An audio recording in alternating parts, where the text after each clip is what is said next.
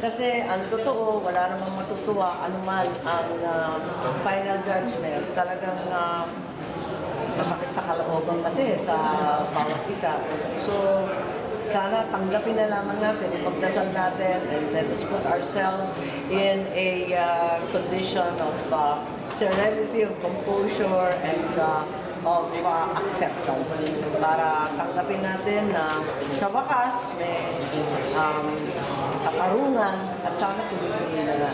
It took 10 years bago ma-decision. Is that acceptable considering the enormity of the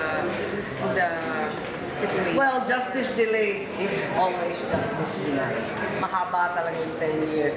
Lalong-lalo na given the public outrage and the mass killing involved. Ano yung 80 pa Higit sa lahat, the challenge din, isang hamon din to para sa ating media and the freedom of the press na napakaraing nadali ng mga journalists.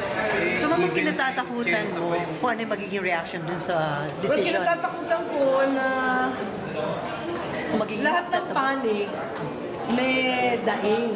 Parang at a certain point, hindi magiging perpekto yung ating judgment.